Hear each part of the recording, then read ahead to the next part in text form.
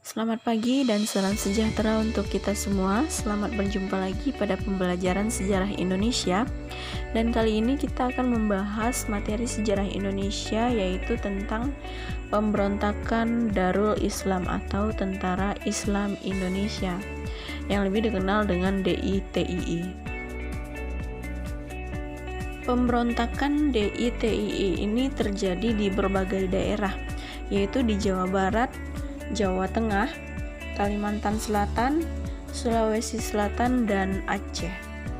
Tujuan dari pemberontakan DITII di Jawa Barat ini adalah menjadikan Republik Indonesia yang saat itu baru saja memproklamasikan kemerdekaannya dan ada pada masa perang dengan tentara kerajaan Belanda sebagai negara teokrasi dengan agama Islam sebagai dasar negaranya. Jadi tujuannya adalah untuk menjadikan negara Islam Indonesia.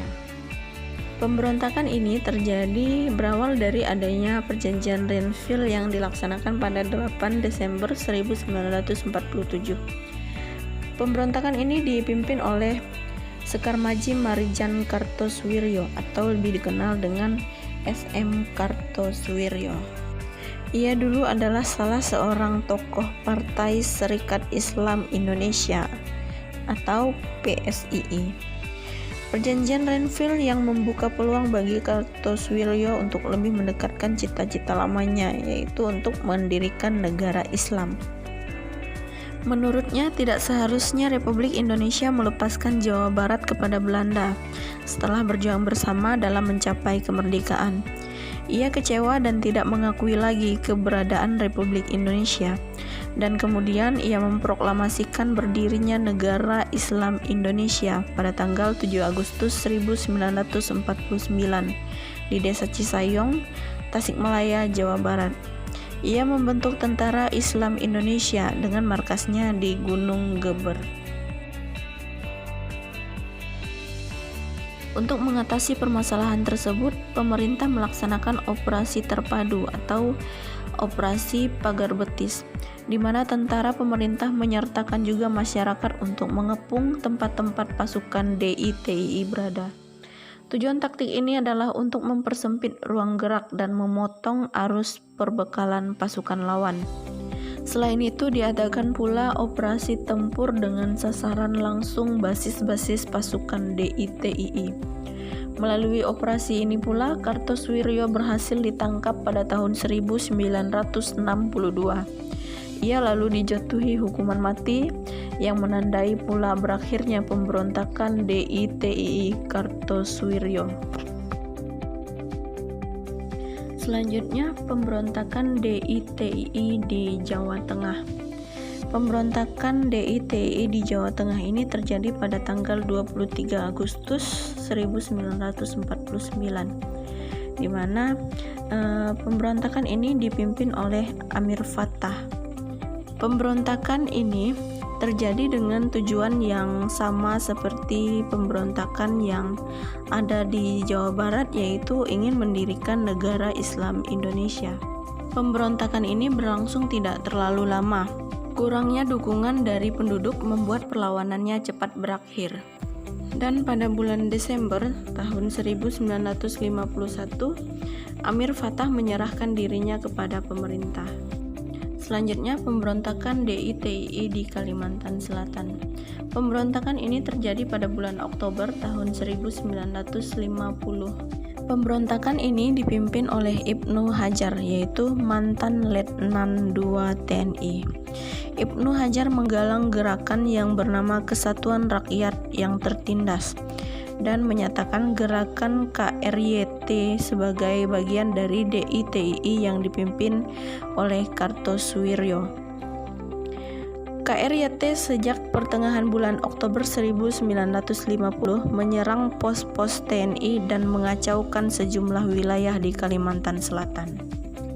Awalnya, pemerintah memberikan kesempatan kepada pemberontak untuk menyerahkan diri. Namun hal itu dimanfaatkan oleh Ibnu Hajar untuk mengelabui pemerintah agar memperoleh senjata. Setelah keinginannya tersebut terpenuhi, Ibnu Hajar kembali memberontak. Untuk menghadapi pemberontakan tersebut, pemerintah bertindak tegas dengan melaksanakan operasi militer.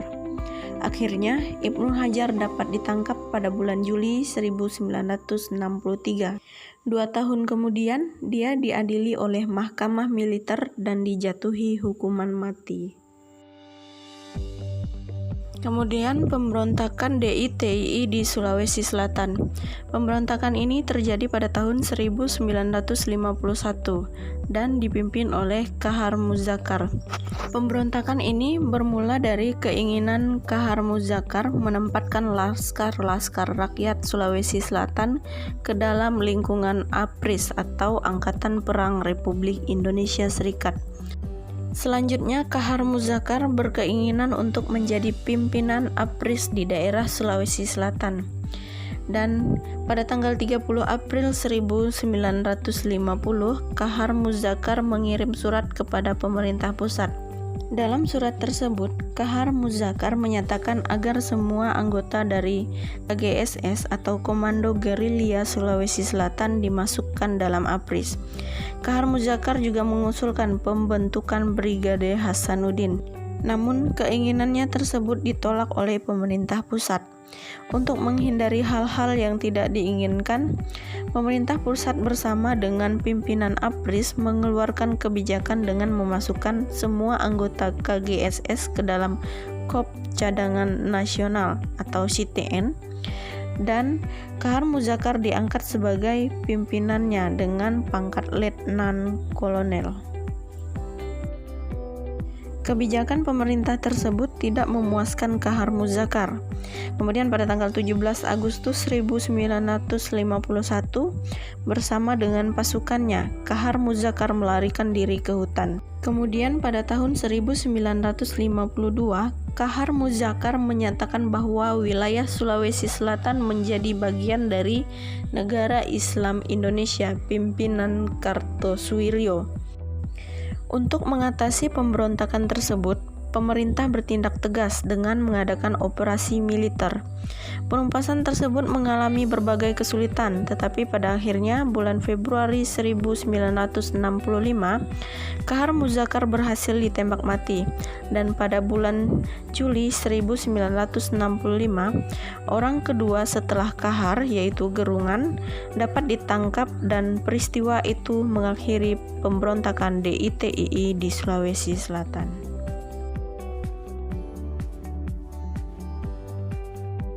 Dan yang terakhir adalah pemberontakan DITII di Aceh. Pemberontakan ini terjadi pada tanggal 20 September 1953 dan dipimpin oleh Daud Beureu. Daud Beureu adalah gubernur militer di wilayah Aceh semasa Perang Kemerdekaan. Namun, setelah Perang Kemerdekaan usai dan Indonesia kembali ke dalam bentuk negara kesatuan pada tahun 1950, Aceh yang sebelumnya menjadi daerah istimewa diturunkan statusnya menjadi keresidenan di bawah Provinsi Sumatera Utara. Kebijakan tersebut ditentang oleh Daud Beureu.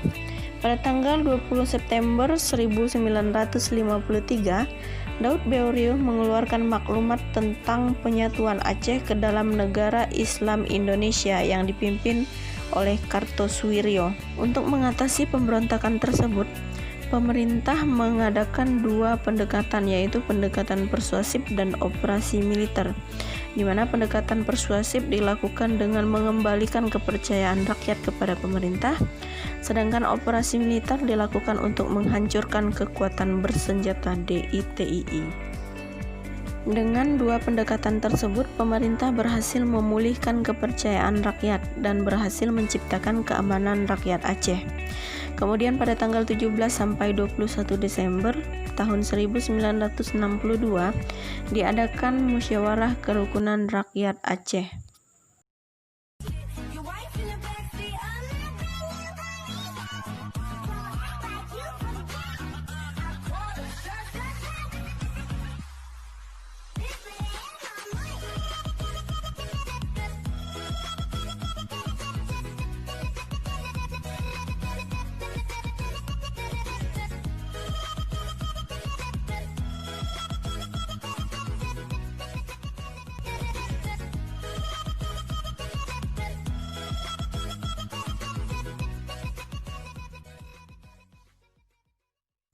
Mungkin hanya ini saja materi tentang pemberontakan DITII. Untuk pertemuan selanjutnya kita akan membahas mengenai materi G30 SPKI. Sekian dan terima kasih.